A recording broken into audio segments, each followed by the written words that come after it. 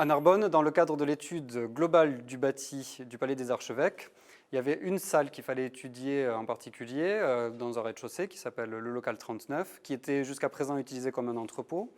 Et dans cette salle, il y a un plafond que tout le monde voit, mais que personne ne regardait vraiment. Et lorsque l'étude a commencé, qu'on a fait la visite de cette salle, on s'est rendu compte que les solives qui composaient ce plafond portaient des entailles sur certaines de leurs faces, des entailles qui s'appellent des feuillures et qui sont destinées à recevoir ce qu'on appelle des closoirs. Ce sont des petits panneaux qui permettent de fermer les espaces entre des solives.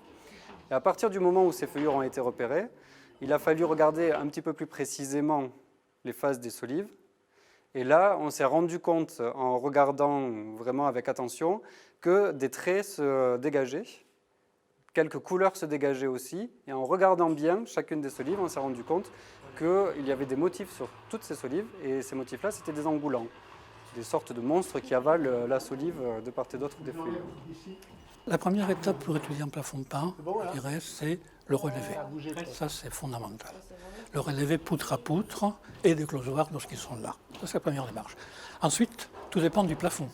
S'il y a suffisamment d'éléments pour être bien visible, pour pouvoir étudier le plafond à partir de là, on peut y aller directement.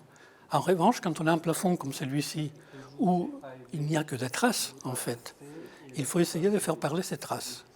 Et un des procédés que nous utilisons et qui marche assez bien, c'est la prise d'image sous infrarouge, effectivement. Puisque cela nous permet de voir, en particulier les images qui sont cachées sous la suie.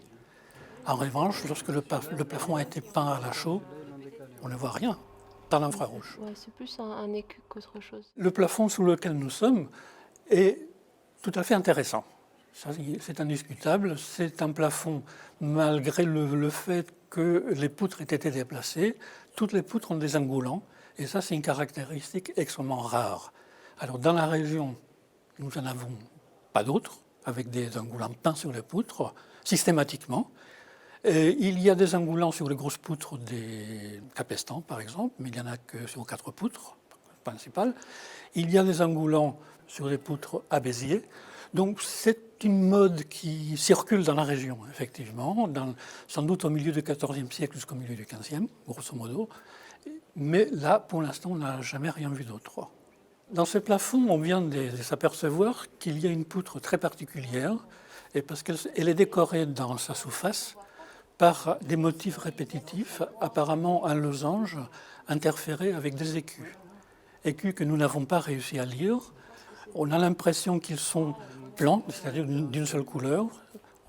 On a l'impression que c'est du gold, c'est le rouge en fait. Mais il est trop tôt pour pouvoir les définir parce qu'il y a une couche qui est faite sans doute des chaux. Donc là, on n'a pas réussi à la percer à l'infrarouge. À Narbonne, les solives qui ont été découvertes, elles sont toutes en remploi, c'est-à-dire qu'elles proviennent d'un autre plafond. La question est de savoir maintenant de quel plafond elles peuvent provenir. On a pris quelques mesures. Là, quand on a découvert ces solives, entre deux feuillures de closoir, il y a une distance de 3,20 m. Ça correspond à l'emplacement de poutres d'un plafond qui se trouve dans la salle qui est au-dessus de la salle dans laquelle ces solives sont remployées. Et probablement, dans les années 50, lorsque le plafond de la salle au-dessus a été détruit, ils ont récupéré les solives et les ont mis dans cette salle ici.